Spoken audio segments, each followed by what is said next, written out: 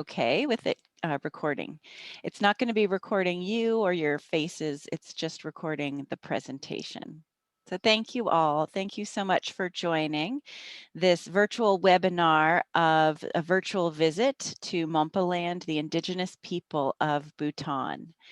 My name is Dawn Murray, and I am a professor at Antioch University and have had the privilege of visiting Bhutan several times, living there for 6 months and teaching and working with the Monpa people.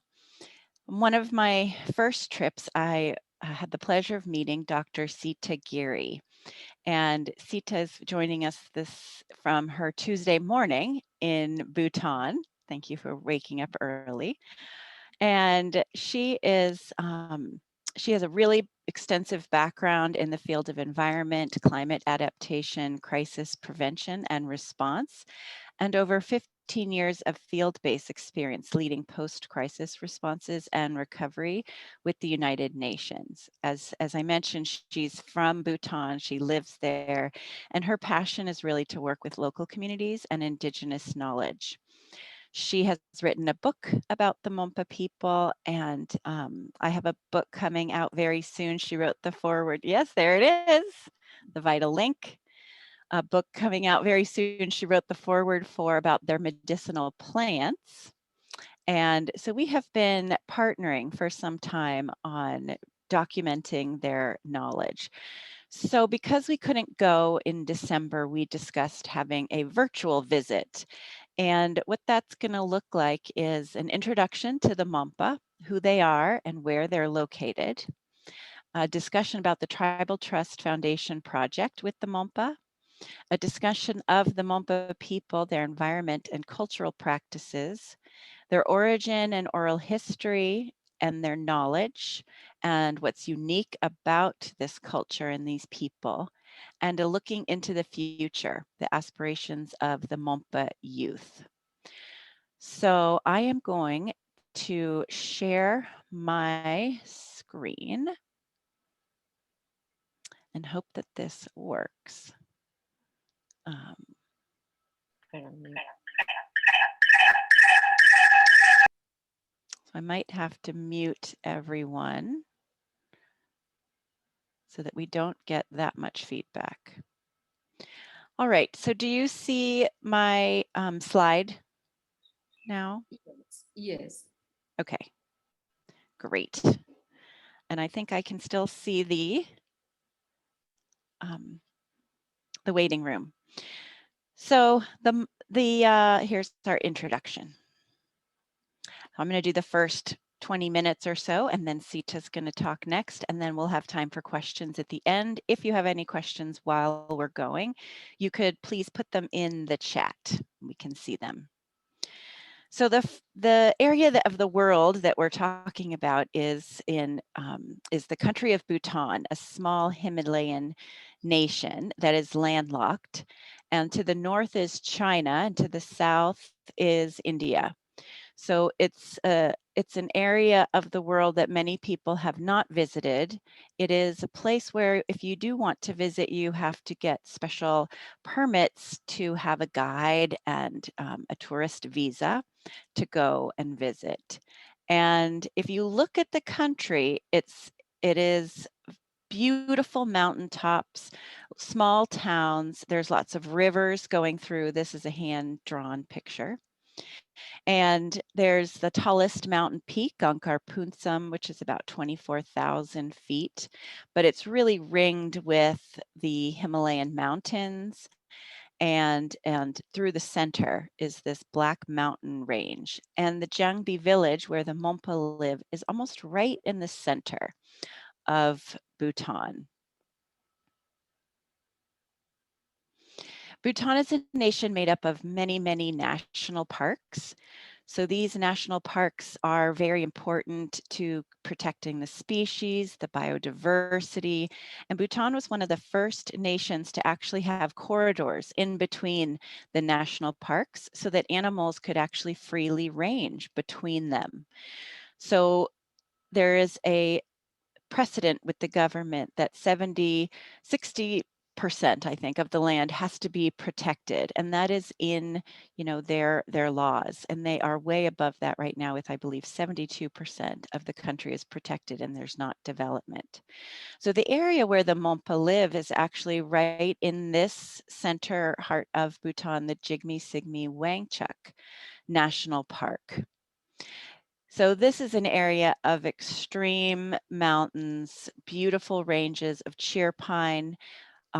There's broadleaf forests, a huge biodiversity and array of species. There's green valleys with rivers that flow through. Seasonally, there are even monsoon areas in Bhutan. You don't, always travel to visit the Monpa, for example, when it's really raining. The roads are very um, mud-based, and it can be very dangerous to go on these sheer cliffs. So the Monpa people of the Black Forest, they have subsided for thousands of years, and they use traditional plant medicine. And they are really looked at as Bhutan's sacred wisdom keepers with unique knowledge of forest ecosystems that's passed down for generations. So as I mentioned, they live in this biodiversity hotspot, this national forest. And some of the richest temperate forests in the Himalayas are where these people are living. There's several diverse biomes. So you'll see subtropical forests in this area, alpine meadows and lakes, old growth cheer pines, and broadleaf forests. So for 5 years, we have been visiting this group of Indigenous people and documenting their cultural knowledge, their medicinal plants, and their language. Recently, the government built a clinic and a school in the Black Mountains, and they're teaching English and Dzongkha, the national language of Bhutan. So the Kingdom of Bhutan, it's for the government, for the people, it's really imperative that we work with the Monpa and keep their cultural traditions alive. So this range is between about 15,000 and 1,500 and 2,700 meters above sea level. So you can see in this picture the wide range of biodiverse plants, everything from banana leaves to cheer pine forests. And this is the area from Monpaland that when you're looking down into the valleys below. On the way there, we tend to see a lot of organisms, animals, and plants that you don't see anywhere else. So here is an example of the golden langur. So again, it's a hot spot, and it is one of the richest temperate forests in the Himalayas. So here is a group of students that I brought from Antioch University, December of 2019, right before the pandemic started. And when we were there, we celebrated the first ever Monpa Day. So the Tribal Trust Foundation has been working with the Monpa people to preserve their culture, and one of their requests was to have a festival. Then there are many festivals in Bhutan, but there had not been one celebrating their culture, these first people of Bhutan. So here is some of the village, and this is where we camp when we go to the village. And we had the pleasure of meeting all of the villagers that came to celebrate this first Monpa Day. So like many Indigenous people, they're extremely sustainable. They do not have a large footprint and affect biodiversity or ecology the way modernization has done. They are still cooking in wood and mud kind of stoves. There's close family knit groups, and there's about 250 at the first time we visited individuals. And the women wear the traditional outfits of Bhutan, which is what Seeta and I are wearing, the tego, and have various jewelry that they wear as well. The There's still shamanism and Bonism that's practiced.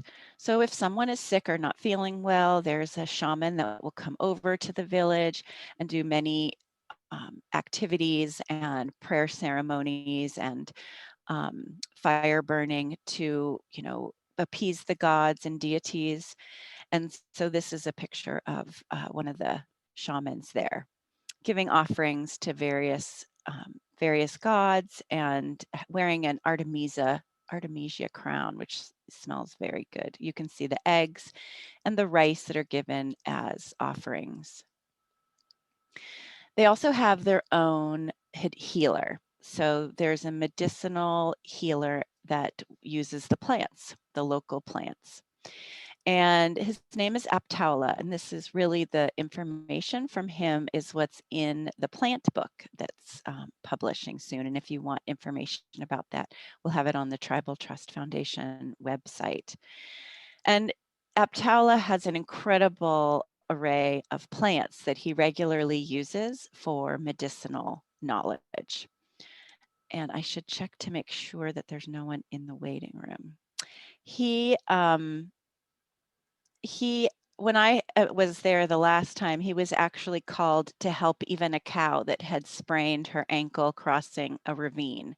So he deals a lot with bones, snake bites, anything that the village needs assistance with. He is the first person that anyone goes to if they have stomach ache, toothache, headache. It's always starting with those medicinal plants. So partly when we first met him, what he asked the Tribal Trust Foundation to do is to document that knowledge so that it wasn't lost. There was no one that really wanted to learn. And what's wonderful is from us showing up, documenting that knowledge, taking photos of the plants, asking him more specifics, he's actually gotten 2 people from the village who want to learn with him. In addition, there's a Monpa Lama who was born and raised in the village, but wanted to learn the Buddhist ways. And so it's really a mix of spirituality and information and education and knowledge that they practice. What I was so interested in was the sacredness of the environment. For example, let me see, this rock is thought to have sacred value. So they don't want to move it, they don't want to harvest it, they leave it. Same thing with their highest peaks. They leave their highest peaks unclimbed so that they are pristine and they're respected and revered. So there's a very different relationship that you see that people in Bhutan and the Monpas specifically have with nature, which is a preservation mindset, a conservation, sustainable mindset. In addition, the community is very tight, well knit. There's lots of singing and dancing, and every time we go, the students have to sing and dance and perform as well. And the last time, the only song they could think of was YMCA, which people got a kick out of. But there's always activity and community building and people getting to know each other into the evenings, and children and adults and multi-generations living in the same house.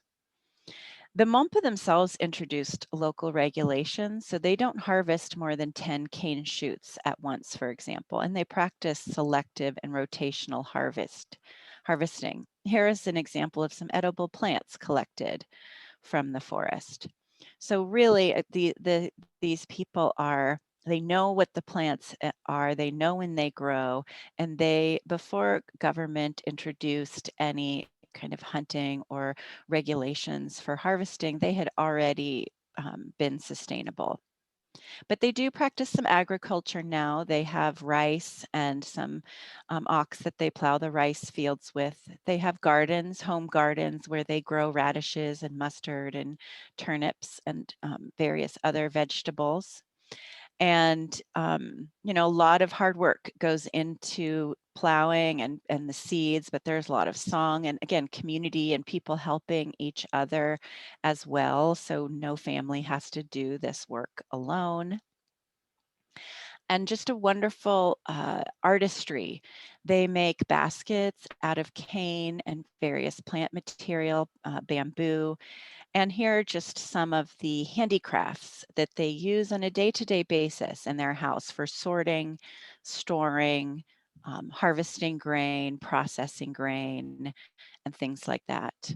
There's a nettle cloth they use in their clothing, and they also build their own twine or create their own twine out of the plant material. And a species of marijuana grows wild there, and they use it to, I don't know if this is true, but they say they use it to feed the pigs when they are very rambunctious, and it helps calm the pigs. But here's a house. You can see lots of firewood stored below, and some stilts that it's on with rocks underneath and thatched walls. And it's, raised up to protect it from weather and maybe or animals that come through because they're right in this forest. There are plenty of amazing animals that live there as well, including tigers and other cats. And from the forest, they have gotten what they need to crush various harvest grains, and this is them greeting us in the area in terms of their clothing. Right now, they wear traditional Bhutanese clothing more than the nettle because it was hard for them to get that cloth. And so one of the projects that they wanted was funding for a loom and some of the nettle cloth. And so that was really exciting to see at the first Monpa day that there was a bit large group of them that were actually wearing the original clothing of their people. We were able to find a source for that nettle cloth and get them their nettle outfits. Here is, they still have techniques for hunting in the forest if they wanted to. As of right now, they don't do that often. They do have chickens, and they do not take meat from the forest. Their hats, that they also wear made out of material from the forest. And even, something to weigh the butter or the cheese that they have, they have all the tools they need. They really can get from their area, from their habitat. Here's some popped rice that's kind of like corn that they use. So really quickly, I just wanted to show you the model that we are using. The goal is to build resilience with Indigenous communities. So what we look at is their cultural traditions, their community practices, their biodiversity knowledge, which includes their food and their history, the medicinal plants, and any health issues. And we take all of that information that's specifically about them and work on what I'm calling a co-designing conservation model. So that means having community conversations and input. We do a lot of documenting, monitoring and reflecting on the work and the projects, sharing information, and then strategic planning with the Monpa. So to do this, there's a lot of relationship and capacity building that goes into this work. And that's why we have to visit, every year to keep, we couldn't last year because of COVID, but to keep those relationships going and that trust building. We also worked with many, many stakeholders. So it's not just the Monpa community that are directly impacted, but government officials. And then there's for-profits in Bhutan. So this is like the Tourism Council of Bhutan and Yangfel Adventure, which we thank for their participation. And then nonprofits, so the Tribal Trust Foundation, the Tatiana Foundation, the Folk Heritage Museum, and the National Biodiversity Center. And we've also had the pleasure of meeting Dr. Giri and working with her in all of these aspects as another voice and another expert in the field there. And all of the work is to support their way of life. So again, this first Monpa Day was kind of the culmination of everything. And there's lots of pictures that we have of the people that day, but it really was a celebration and a festival to really appreciate them and honor them and their culture. And there's so many people to thank, like I mentioned, all of those organizations. But Kazong Jigme and Karma Loti have been imperative as liaisons for us, because as an American that doesn't speak the language, there's numerous interpreters that we have needed, and they have just been absolutely amazing to work with. So that we have some call to actions, but one of them is, the hope is that with COVID, we'll be able to, dying down, we'll be able to visit the Monpa December of 2022. So I'll put a link in the chat if you're interested in joining us. There's also the Tribal Trust Foundation you can follow. There's Seeta or me on Instagram or Facebook, launching the book on medicinal plants. You can stay in touch on my Instagram or Facebook, and committing to interactions that are healing and participatory, which means having those basic conversations with people. What's working for you? What's not working? Examining and seeking meaning to things, and remembering that critical Indigenous inquiry begins with concerns of the Indigenous people. So that is pretty much it for me. I know that's a lot. Sometimes I go very fast. And we will have time for questions if anyone I don't see anything. Thank you, Emmy. I don't see anything in the chat. And, oh, I see, do the Monpas still gather yam in the wild? Yes, they do. They do. They do. And Dr. Giri has a wonderful slideshow as well. So I'm going to end mine. And then I have made you co-host so you can share yours. Thank you. Thank you so much, Thank Dr. you. And it has been a pleasure meeting you first time in Jangbi and having this conversation, and to be able to do this webinar together with you. This is fantastic. I never imagined, like 2 years back. And also to be able to share some of the observation and the work that I did in the field with the Monpa community, like over 22 years now, since 1999. So thank you so much, and thank you, the audience, for joining. It's a bit late in the evening for you, and it's a bit early in the morning for me because of the time difference. So, but I hope you're comfortable. And let me share my slide. Okay, can you see that? Okay. So basically, Dr. Murray has already done the introduction on the Monpa, who they are, where they live, where are they located in Bhutan, Tribal Trust Foundation project with the Monpas and the Monpa people, their environment, cultural practices.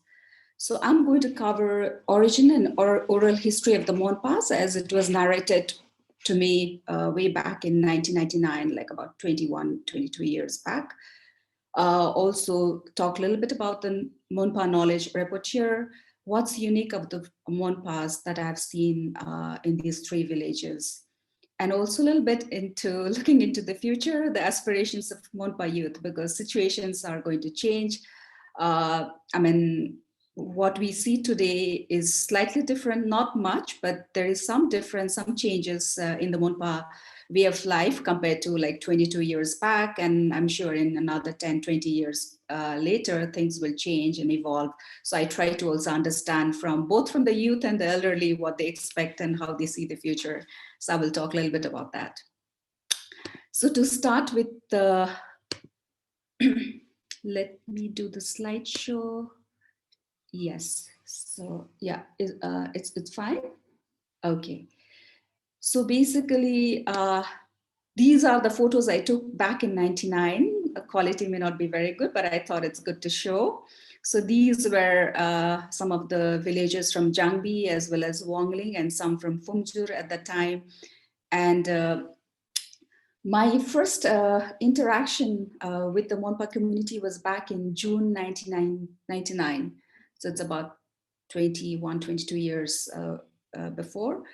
I was working with the UNDP, a program called Global Environment Facility Small Grants Program that gives grants to NGOs and community-based organizations. And I was informed by the government officials, especially the Department of Forest, that there is a community who lives very closely and interacting with the forest, and it would be good to kind of work with them to understand their conservation practice, but also to promote it. So I had my first visit with the government officials, the forest department officials in 99 June. And during that time, I tried to understand. And when I felt like the connection with the people, I could kind of relate to them. And also, I felt like they were quite unique compared to many other communities in Bhutan. I've been to like 18 districts out of 20 districts in the country because of the work I did and also my interest in kind of working with the communities. So I found this community not very far away from the roadhead, and Trongsa district town is about like 2 hours drive, and then those days there were no road to Jangbi, so you had to walk. So it was about 2 hours walk from the roadhead. But although they were not very like far away compared to many other remote villages in Bhutan, I found they were quite kind of isolated in their own way. They kept themselves like in a very practicing very unique conservation practices. They had their own local dialect. The dresses, although they had started wearing the mainstream Go and Kira like the rest of the Bhutanese people that you see here in the picture, but there was a lot that was intact, which is not the case in many communities in Bhutan, except for the nomadic yak herders in the north part of Bhutan and some very remote communities. So that really attracted. And my main passion of working and interacting with them was about their whole knowledge of the plants, how they conserve their own traditional indigenous practices. As Dr. Murray mentioned about, they had like their own internal kind of a quota system, like each household can only harvest like 10 bamboo per year. They can harvest this much of load of cane, and they can harvest this much like tubers. So they have their own communal kind of an agreement that, and they go jointly together. They don't go like house by house like we do. We go and do our shopping, but they kind of go in groups, like a few families together, and then they harvest the products, come back together, and then it's like equal sharing of resources, equal harvesting of resources. So that was quite interesting for me to understand, and particularly the amount of knowledge they had about the plants and the plants they used for their daily life. I mean, it was amazing. And as I walk with them, and they could tell the name of each of the plant and how they used it. And I said, my God, I need to come back again and kind of work with them. And that was my first interaction back in 99. And we started a project to support them, because those days, cane and bamboo handicraft, which they were quite good at weaving, was their number one source of income, which has changed now. But that was the main source of income, and we thought, okay, let's try to help them. They already had knowledge about how to plant bamboo or even cane, and since that was the resource they needed quite frequently and in large volume, so we thought, okay, besides the forest natural resources, they could also have their own plantation of bamboo and cane. And that could be also a kind of a pilot that other communities can come there and see from the Monpa community. So that was the idea behind, and we started this project. And then I was quite keen to document some of the cultural practices, especially the conservation practice, their knowledge about the plants. And I felt if we didn't do it and we don't do it now, maybe a generation two after this, it would be lost. So, and that's what kind of motivated me to work on this book, the Monpas, the vital link, Monpas in the forest, how they live in harmony with the nature. So that was the book published in 2004. And now I'm working on the second edition, but particularly looking at the cultural and social aspects, and also what changes have taken place in the last 20 years. So that's what I'm looking at. And in terms of origin and oral history of the Monpa, So you'll see this man, he is Sampa Taula. He's no more, he passed away. And when I met him first time in 99, he was already 61 years. That was in 99. And he was one of the learned person and quite respected because he was a monk before, and he could read and write Dzongkha. And he had a very good knowledge of their history, oral history from his parents and great grandparents. So he was able to narrate, which I have written in the book, which you can read. It's in chapter 2 if you have access to the book. And so basically the Monpa landscape, as you see, and Dr. Murray has already shown you the landscape, how beautiful it is. It comprises of 3 Monpa villages in the central region of Bhutan under Tongsa district. And Tongsa district, Tongsa town is like the heart, and the Monpa villages, 3 Monpa villages are within actually the heart of Bhutan. And they hold significant importance historically, politically, religiously, and environmentally. Like Tongsa district is located in central part, and it was from here the present royal family emerged as the most powerful force in the beginning of the 19th century because of its highly strategic location as the only connection route between the east and the west, because there were no roads those days, and that was a very centrally located place. And so the Tongsa Penlop was able to control the entire eastern and the central region of Bhutan effectively from Tongsa. And this is from where the Wangchuk dynasty emerged as the royal family and basically ruling the entire country.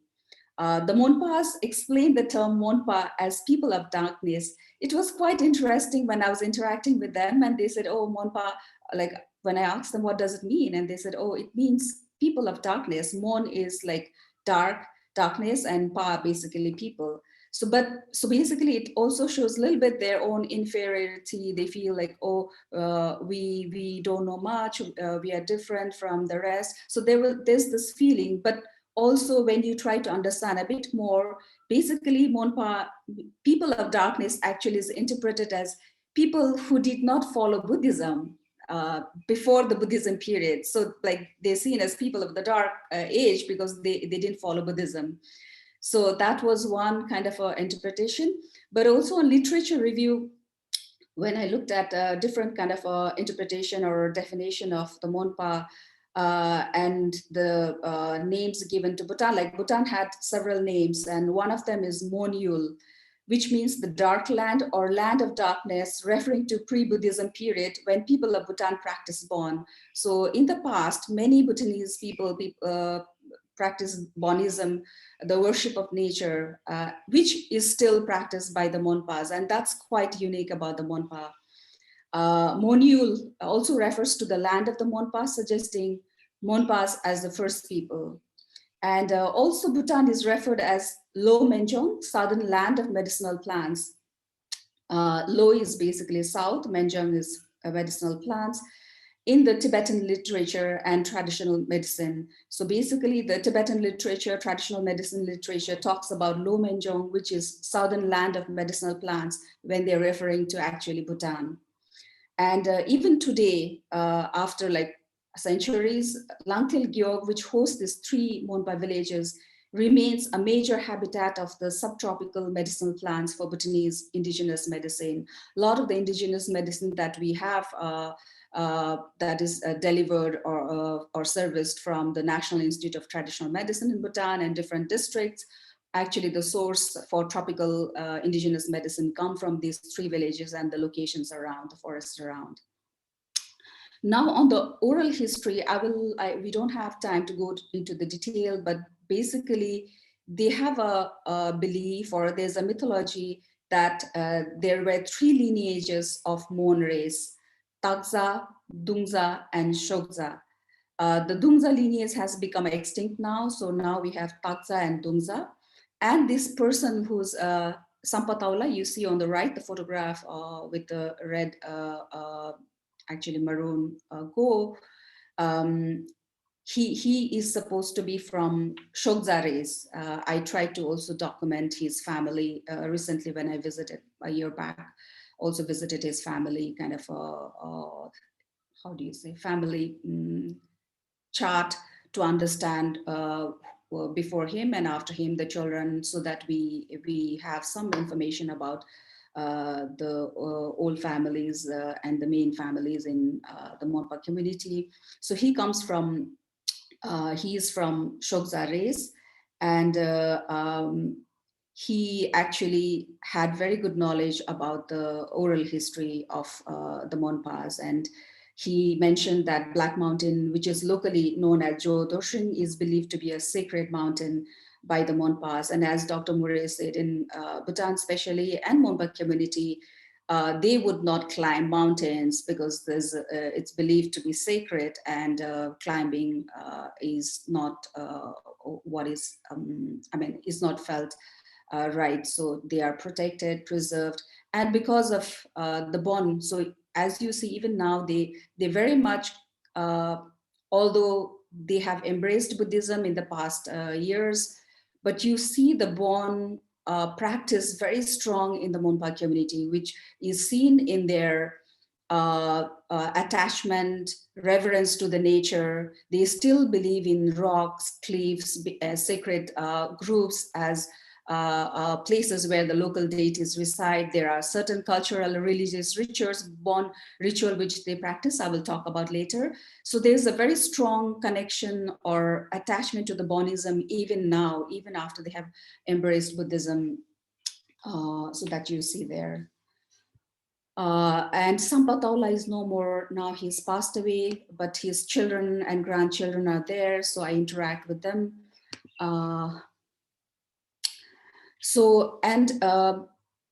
The first time I was working on this book, I did not have this kind of understanding, but after 20 years when I went and I started to interact again, and I could kind of put together the key features of indigenous, Monpa indigenous culture. And this was also explained by the students I was interacting with, the Monpa youth, how they see and what they feel about the Monpa culture.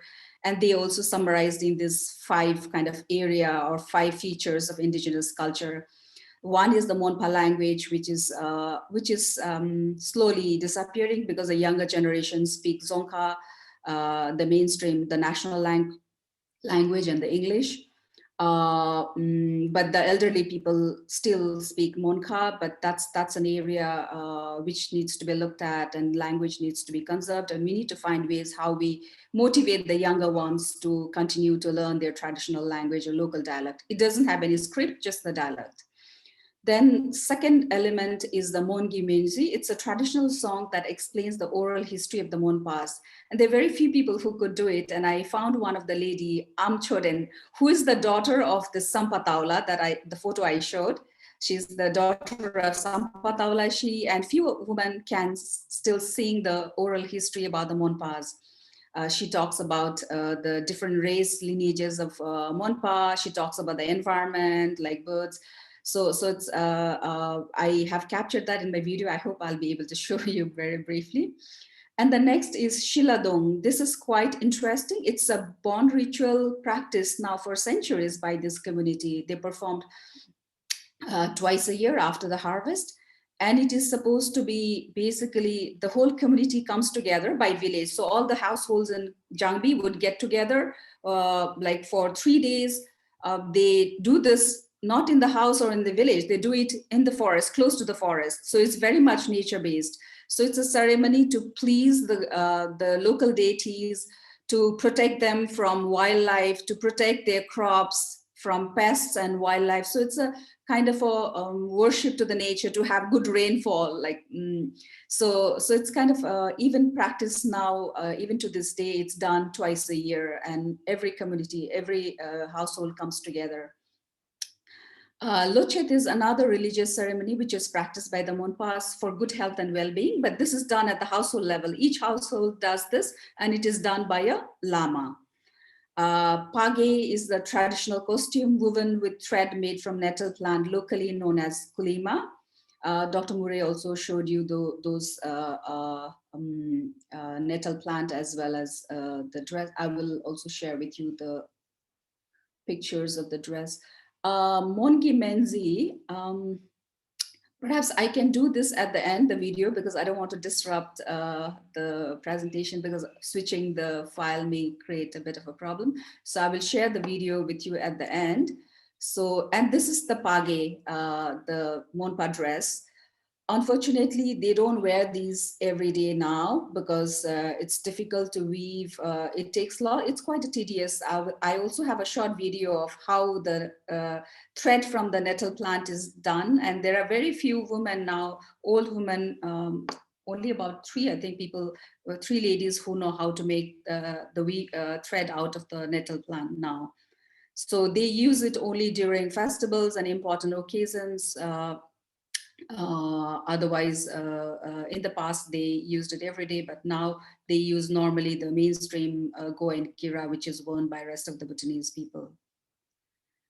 Now, Monpa knowledge repertoire, what's unique about the Monpas? This is, sorry, I met him, actually, he was just looking after the cow as I was interacting. That was in 99 as well. He has also passed away, and it was quite interesting. And I kind of asked him if I could take the picture, and I took a picture. He was very happy to have a picture. Like, if you look at him, the go is the regular go, which every Bhutanese wears from machine made, but the bag you see, he's holding his bag, which may have some water and some food for him to go during the day. The stick, which is the cane, and then you see the hat. So they very much every day on the everyday life, they kind of use this nature-based products. Now, what's unique about the Monpas?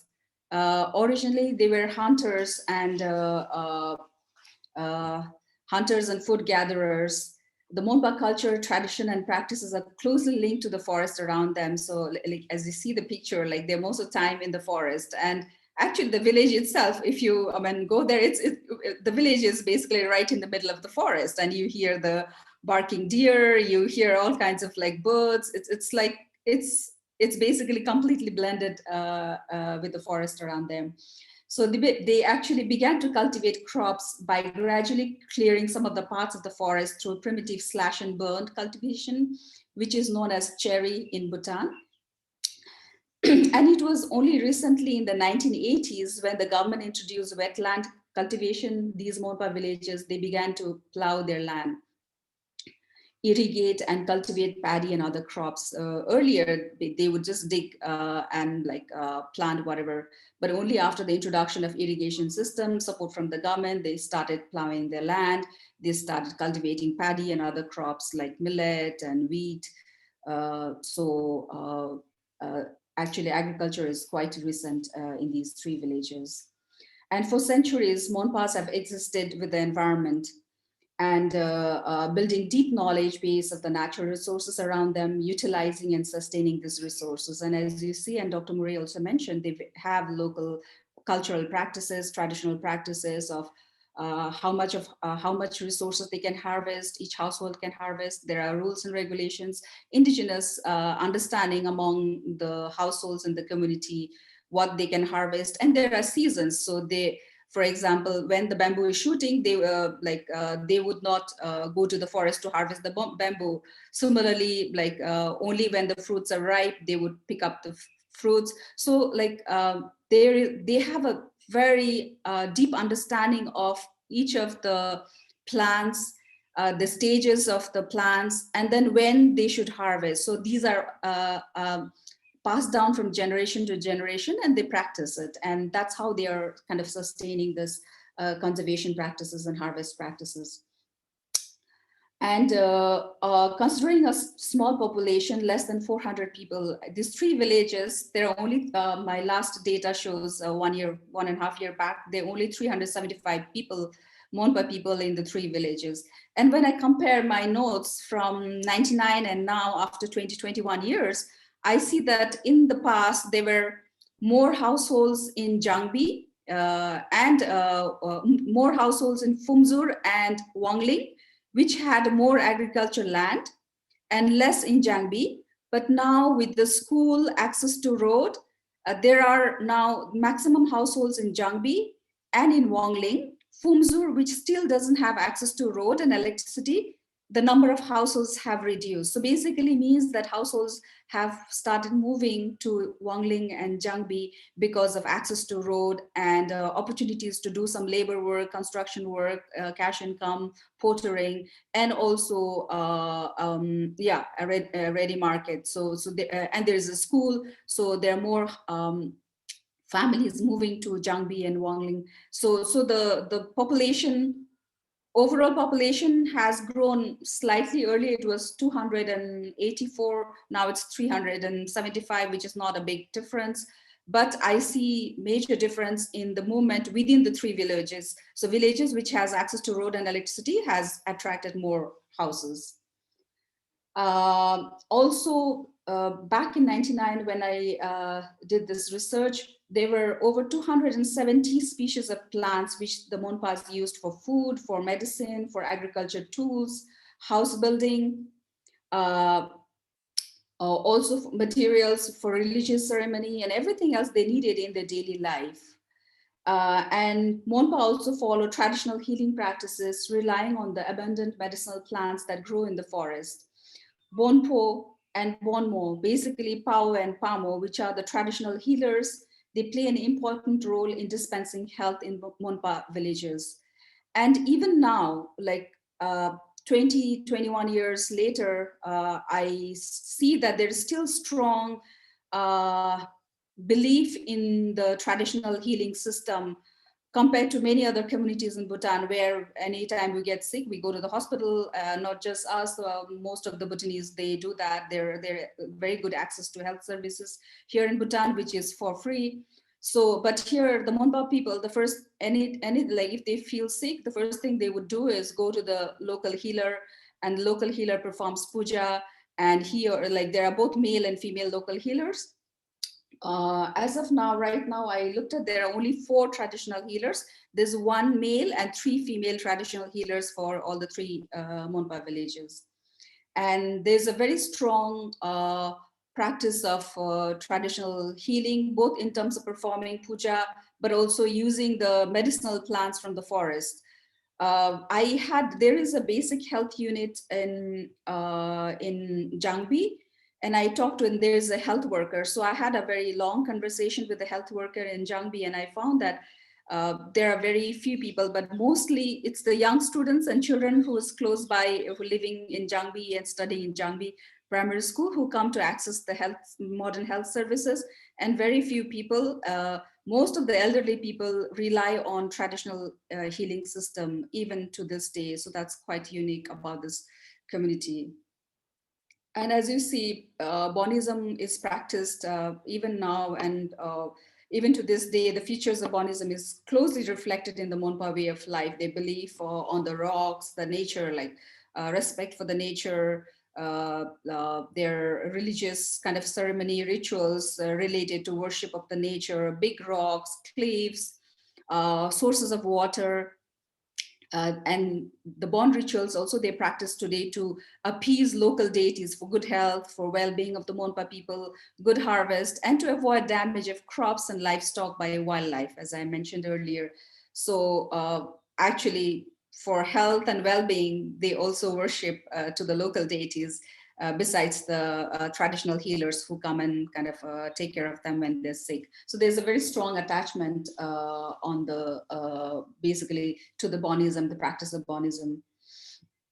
The Monpa people, they followed Bonism past before the introduction of Buddhism. And we see that the religious ceremony, even now, they practice Shiladung, as I mentioned earlier, which is done by the whole community. Lochet, which is done at the household level, and there are others, smaller religious ceremonies like Champetla, Topetla, which are meant to appease local deities for good health and also for the good harvest. Unlike us, like using lots of fertilizers and pesticides for good harvest, they pray to the local deity to make sure that the crops are protected and their livestock is protected from wildlife. So these indigenous knowledge and practices help the Monpas to lead a sustainable lifestyle, utilizing and at the same time conserving the forests around them. I have been to 18 out of 20 districts in Bhutan, as I mentioned, and Monpas are one of the most self-sufficient and resilient community that I have seen in Bhutan. And it's my own interpretation, my own observation. I feel this is much to do with their belief and practice of Bonism, and the reverence to the nature, because when you respect, you preserve, you conserve, you love. So I think that's where all this sustainability comes from. And I think we all, the other communities around the world, need to learn from the Monpa community. Um, so here is a picture, and I saw Dr. Murray also had a picture of him near the cooking stoves. I saw and I see him. He is the same guy. He was coming back from the forest. You see a small kind of a pack of cane he has harvested. So you can see like very little. Only they would only harvest what they need, not like us. We would like, when we go shopping or we buy anything, we try to get loads if we're getting free, and you even try to get more. But look at him, he goes to the forest, he gets only what he needs, a small cane, small portion of cane that he needed for maybe weaving a basket. So, and he is holding a stick also made from wood. And you see, this is the traditional house of the Monpas these days, slightly changed compared to before.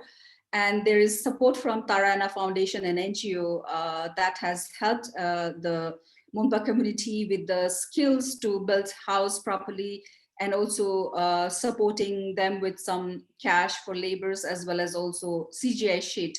The roof of the house in the past was also made from wood, which has been now changed. Now there is corrugated iron for roofing, so that actually reduces use of wood from the forest. And you see here in this picture, small picture, you see the house is made from mud and stones, and then it's basically plastered with some white paint. You see this pounding wooden pounding sticks to trash like rice or wheat or maize. You see the basket, which is made from both bamboo and cane. It's a mix of cane. The rope is from cane so that it's strong, and then the binding, and inside it is bamboo. You see a little bundle of rope here, which is also made from bamboo and cane. And there's the table, small bench that you can see sit made from wood. So everything is, and this window are all made from wood. So everything is derived from nature, and their lifestyle is very much linked to the nature. These are pictures I took back in '99 again. You see, this is the bag. In the past, they used to carry this bag quite a lot. Now I don't see that. This is made from nettle plant, and it's very strong. It can last for like 40, 50 years. It's very strong, made from nettle plant. It's tedious, takes time, but it's very strong once you have it. This is a basket again for carrying food items, fruits, and there's a stick to hold it when you want to rest, and all coming from nature. And this picture, very interesting, and I haven't seen anywhere else in Bhutan. I don't know if you note, this lady with her kids around, there's a basket, and she's drying the paddy here on the leaves. She's not using plastic or anything else, no concrete, nothing. It's the leaves, or a big large leaves from certain trees which she knows. She dries it, keeps it, and then she would place it on the earth and would dry her crops, whatever she's harvested. She would again collect the crops and would stack the leaves back, and then take it and use it later. I haven't seen this. Normally we use plastic sheets these days, the villagers, or they would dry it in a concrete area. Here, this was the only place I saw, and the Monpa villages. Again, the practice has changed now. Now they've gone for easier stuff like using tarpaulin, but those days they used leaves even for drying their cereals and crops. You see this picture, and this was also in '99. Two ladies pounding rice or wheat. I don't know what they're pounding, but you see the house again, like made of mud and stone and wooden, and you see the roof It was shinglep. We call shinglep in Bhutanese. These are special kind of wood from the forest also for used for roofing normally. And it has to be changed quite regularly. So now with the introduction of corrugated iron sheet, it lasts longer, and they don't have to harvest much wood from the forest. So you see the firewood and everything. So it's very much nature based. This was this was a recent picture 1.5 years back when I was there. This is the only male traditional healer other than the Aptaula that Dr. Murray mentioned, who he treats bone fractures and snake bites. He's the traditional healer male. He caters to all the families in Jangbi, Wangling, as well as Fumzur. He's quite popular. So this was after the harvest. So normally after the harvest, people would pray to God, thanking for the good harvest. So you see the rice, the red rice, and some local wine made from the rice, and banana leaves. So all these are also rice packed in the banana leaves. So there's kind of a ritual and very close kind of interaction and respect for the nature. And as I mentioned, traditional healing system is still very, very close to the heart of the Monpa people. Although there is a small basic health unit, they still go to the traditional healer, and they're the one who treat. So back in '99, actually, when I visited the Monpa first time, morning I woke up with the sound of the drum. And I asked my colleague from the government forest department, what is that? And he said, oh, someone is sick. And there's a puja being performed to heal the sick. I said, oh, can we go and see? And he said, yeah. And then I visited the house, and those days there was no electricity there. So the pine woods, where pine chips were used to make the fire, and it was also used as light. So you'll see this here. And then the lady Pamo, the female traditional healer, performing the puja. So so that even now the practice is the same, and that's what I saw is strong even after 22 years in the Monpa community. As I mentioned, they rely heavily on the plants and forests around them for all they need for the daily life. And over 35 medicinal plants are used by the Monpas. And Dr. Murray actually and the Tribal Trust Foundation is publishing a book on the medicinal plants that would be extremely helpful to conserve the knowledge they have and the use. So this is one of the medicinal plants they've been using. Now, looking into the future, we talked about what they're doing now, but we don't know what's going to happen 10 years from now, 20 years, or even 30 years from now. Things are changing, and but when I go to Jangbi, I feel so inspired to see this little school that was there back 20, 21 years has become the hub. Basically, this is the modern hub for the Monpa community. This is where they're able to bring their children to educate, and the teachers, there are about 4 or 5 teachers I interacted, and all of them very highly motivated, professional, and very concerned about the culture. And who go there, the government servants, government workers who go to these communities have to be very much sensitive to the local culture. If that's not there, it's going to create problem. And I felt so happy to see that these teachers are so much passionate and so understanding and so sympathetic, and they have a lot of empathy about the culture and the people. So that actually helps, and that I think that enables the younger children to also kind of connect with the teachers, and teachers to also understand from the students. And I was quite happy and inspired. But I'm sure there's going to be changes with children being educated, access to mobile phone, as you see here. I managed to kind of, the 2 kids you see here, they must have, I think, grabbed a smartphone from one of their elder sibling or maybe the parents, and quickly going behind the house and watching some games. I was just walking around and I saw them, and I like took a picture, and like it's so cute. So these the internet and access to smartphone, education, these definitely will have some influence. But also on the other hand, I try to run in order to understand the aspirations or the perceptions of the younger youth, Monpa youth, I ran a essay competition, like my dream village, together with the Jangbi Primary School. The school organized it, and we did it together. And it was quite interesting to see that, like, uh, they they also feel the Monpa culture, the use of page, these are eroding, but they were also reflecting on what they observed in their daily life. The students, they raised concerns on current difficulties they face. They talked about like lack of water supply, particularly in Jangbi.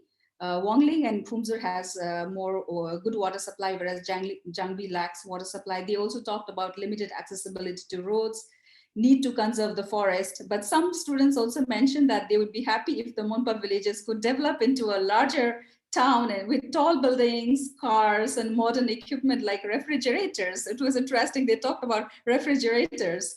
But others, they were also very nostalgic in nature, and they were also talking about they expressed appreciation of their own local culture and need to revive and preserve the tradition. So there were some students who aspired for cars, more shops, tall buildings like in Thimphu or Tongsa, but there were others who felt that we need to preserve our culture, we need to preserve our traditions.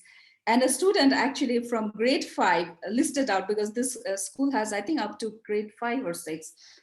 She listed out few things she perceived as integral Monpa culture, which includes Bengi Minzi, the song of the Monpa, which I talked about, the ancestral history, the language Monka. She talked about Page, the traditional dress, and then she talked about the rituals such as Shiladong and Lochet. So she was able to kind of talk about it, and she said that this is very important for us, and we need to conserve this, we need to preserve it, and we need to make sure that the next generation also follow this.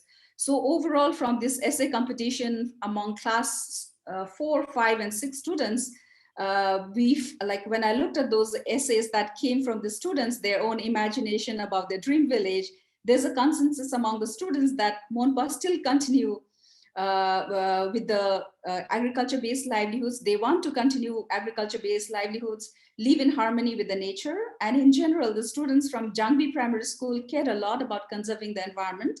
They also have a vision of what they want for the future and admirable sense of responsibility to contribute and pay back to their villages after education. Everybody was talking like, it was interesting compared to what I had, the data I had back in 99 and now, the migration, out migration hasn't changed much. There is some, but compared to other communities in Bhutan, there isn't much out migration, which is very good, because normally when people are educated, they go back. And I see like there are 2, 3 young like ladies who have passed grade 12, they've come back home and they've opened shops and they're running the shops back in the village.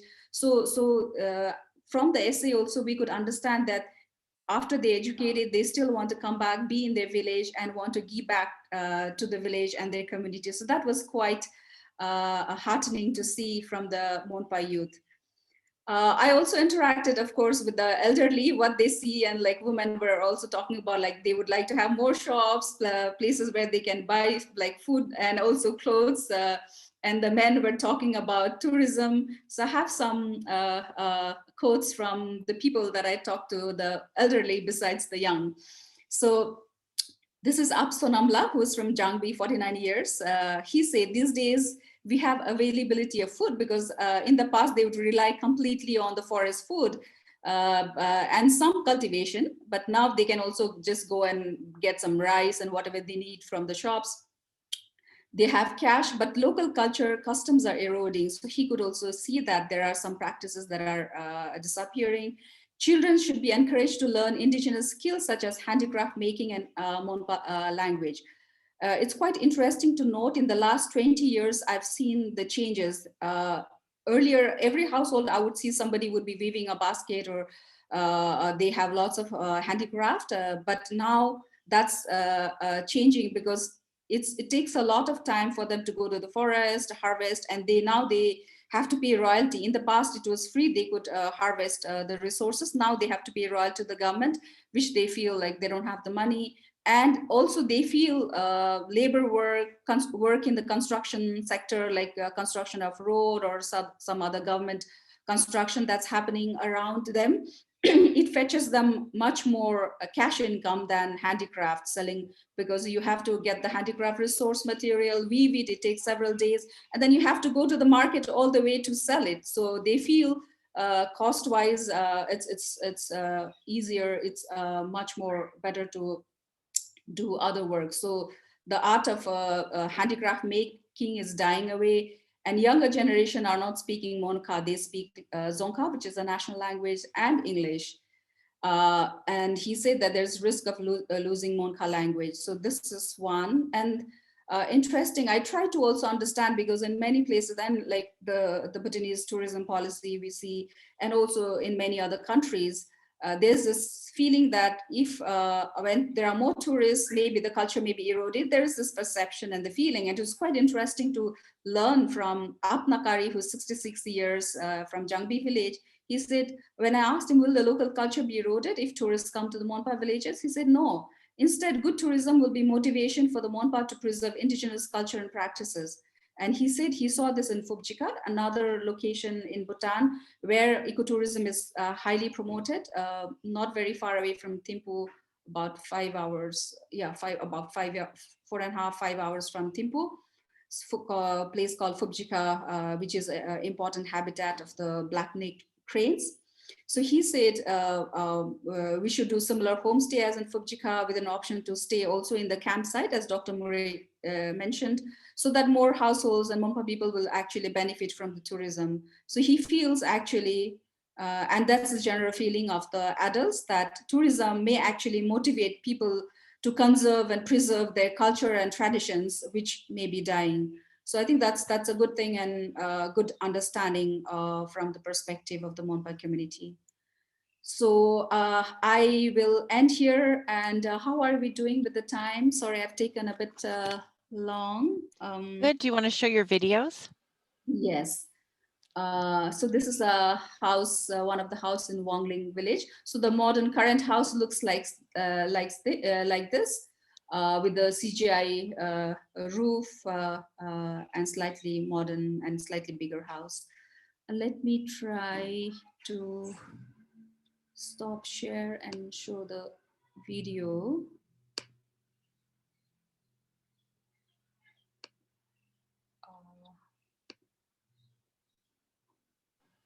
And we have a few great questions when after your video. Yes.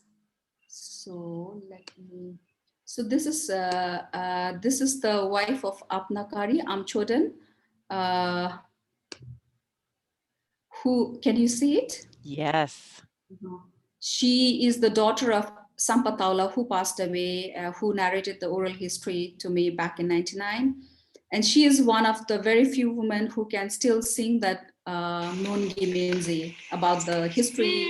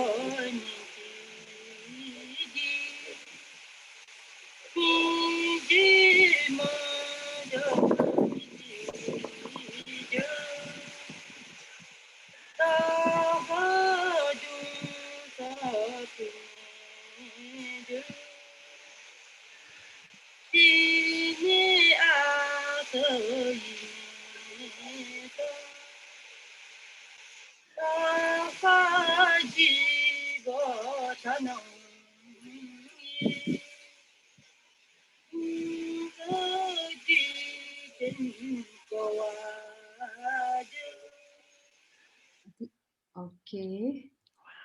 And what is she sitting on? On a stone. Yeah, it looks like, is there water? Is that a well or something? I didn't notice that. No, she's no. Oh, yes. This is a small water tank. I think they have built for their cattle. Okay. Yes, I thought it was a dog. Yeah. Then let me stop share this and go to the nettle plant. This is interesting. Like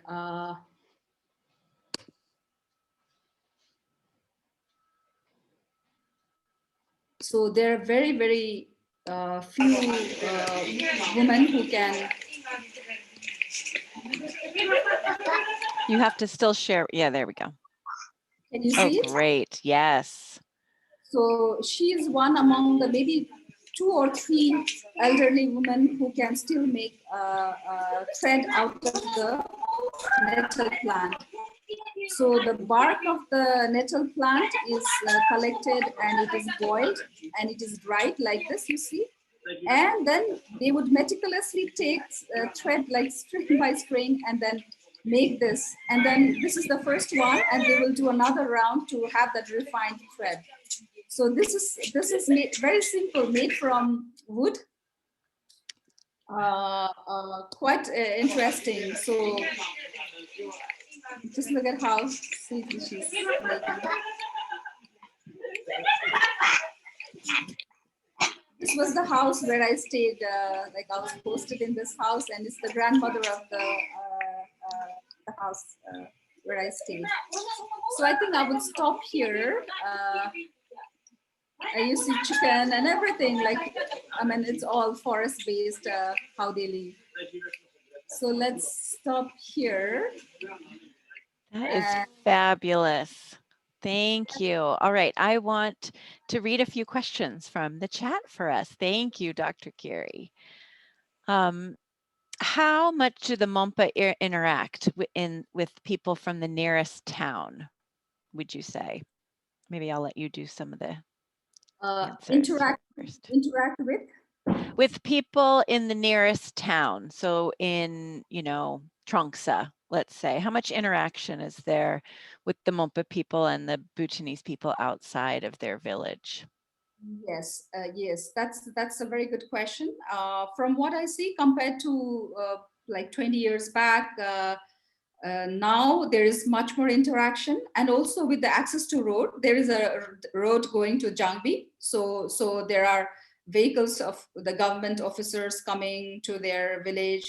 Other people also some utility vehicles. When they want to sell their orange or other cash crops or other cereals or even baskets, there are vehicles that go to the nearest towns. So compared to before, there is much more interaction.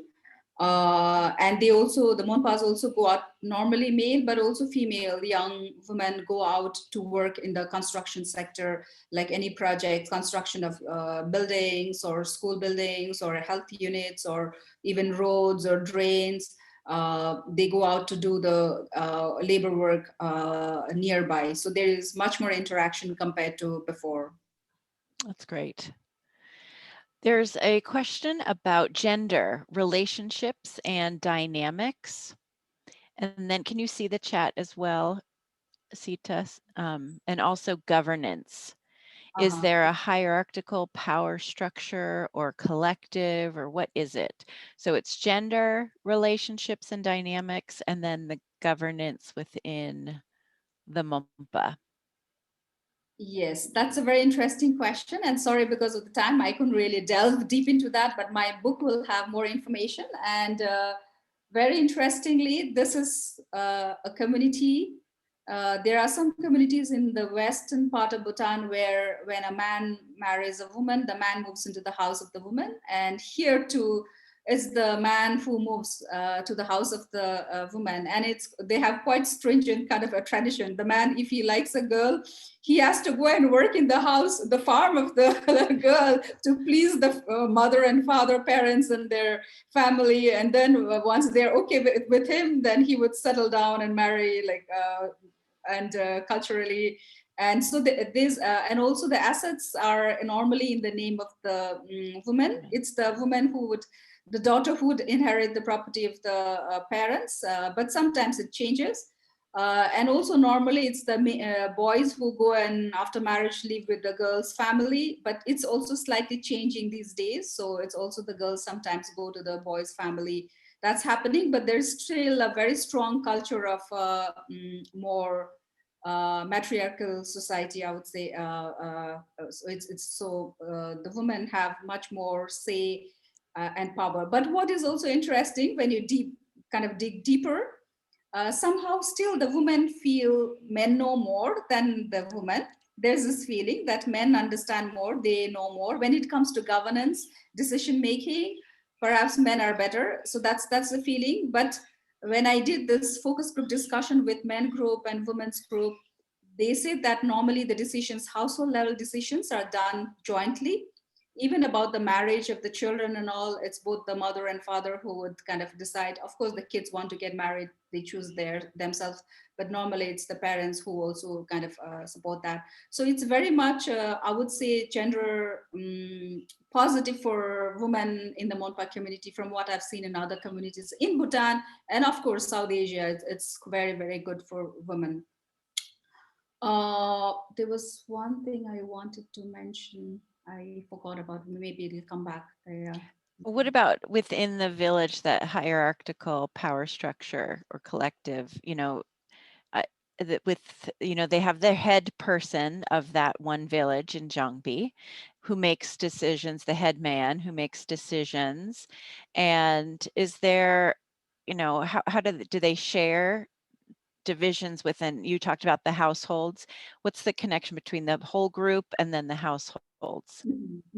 So, for example, the house where I lived this time when I went, the husband was always busy, kind of working in the farm, but also like he does carpentry and other stuff. And the wife, actually, she's also quite active. And when I went there, she was out on a training by Tarayana Foundation. She came back and like she's managing the houses. She makes family decisions. So it's kind of done jointly, and the women are quite strong at the family level. That's what I noted, and I Yeah. think that's quite representative in others. Also, in terms of governance,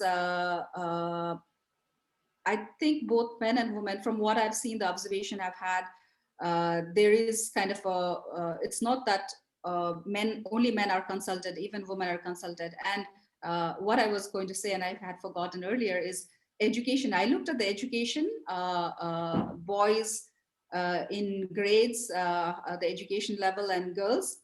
And it's quite interesting that normally rest of Bhutan, as the children students go to higher grades, there is more dropout of girls, and then there are less girls and more boys, which is changing slightly now, because earlier the schools were far away, so girls, it was difficult for girls to kind of navigate through the forest and go to the school, walk distances. That's changing, but normally there are more boys in higher classes, tertiary level, than girls. Here it was quite interesting to note there are more girls, like class 4, 5, above, like 10. There are also some girls who have finished their class 12 and they've come back. So there are more girls who have completed higher level than boys. And it is quite interesting to know that. But when I tried to find out why is the case, and it's because some of the boys, they go to the monk school. So parents encourage them to go to the monk school. So boys, after certain grades, they go to the monk school, whereas girls continue education and they complete their 12, or some have also done graduation. So it was quite interesting. So that there are two girls I saw who completed grade 12, came back and running shops and like quite active. And it's quite heartening to see that. Mm-hmm. Girls in education, I think it's quite positive also in Monpa village. Mm-hmm. Another thing, while I was there back in November 2019, it's the bank who comes to the village. It's not the villagers go to the bank. So luckily there is Bhutan Development Bank run by, supported by the government. It's a government bank that goes door to door. Like, so the bank officials come to the Jangpi village, and everyone who wants to open a bank account, save money, take loan, they would have interaction in the house. So where the house where I was living, so the banking was going on, and I was just sitting and trying to observe. And after the meeting was over, after the transaction was over, I just took some time to interact with the officials from the bank, and they said that they were happy to give loan to the girls and women because the men drink alcohol, more men drink alcohol, and they are not good kind of payers. It's Payback of women. their debt. Yep. Women pay back their loan quite regularly on time. So actually more women had bank accounts, and also they were taking credit and they were saving. So it was quite heartening to see, both in terms of economic as well as education, that women are actually doing quite well. And yeah, something interesting to note about Monpa community. Can you speak to child rearing practices in Monpaland? Child rearing practices. And Valerie, is that like giving birth or raising kids? Both? Both. So how Uh, about birth, home births and yes. Uh, childbirth? And who as I cares for the children? Yes. So as I said, there's one small basic health unit in Jangbi. So traditionally, not just in Jangbi, Wongling, and Phumzur, but also rest of the places. I mean, child rearing, normally the birthing takes place at home with some elderly family members. Like, I mean, my mother, I was delivered at home. My all the three, like other two siblings, all of us, we were delivered at home those days. But that's still a practice, although it's changing with better access to health system. Here in the Monpa communities, they still, the birthing takes place at home with elderly women taking care of the mother who's delivering. But in terms of taking care of the children, rearing, it's both father and mother. So both, and that's across Bhutan. Both the husband and wife are involved in taking care of the children. Perhaps you will not see in other places. Here in Bhutan, it's the men who carry the children on the back, which you will not see in other countries in South Asia. So it's like, I mean, men cook, they carry the children on the back and do their work. So it's kind of quite common. It's not like the women would take care of the children, but while women normally take care of the elderly and the sick people in the house, also children, but men are equally involved in taking care of the children. Fabulous. All right, we have a survey in the chat. We would love for you to click on that and give us your feedback on the survey. And are there any final questions before we wrap it up? Thank you all so much for joining us. It was so wonderful to have this time with you to talk about these incredibly special people in Bhutan. Thank you so much for joining us. Dr. Giri and I are so excited to be collaborating on projects together. And as she mentioned, we've talked about doing this event for a while, since the pandemic started. So it's exciting to see it come to fruition, and we really thank you for joining us. Anything you want to say? Thank you. Yes, thank you so much. Thank you, Dr. Murray, for this opportunity to work together with you on this webinar, and I hope we'll have more interaction in future. And thanks everybody for your time and listening to this presentation. I hope you found it useful to understand Himalayan indigenous community culture and practices. Thank you so much. Thank you.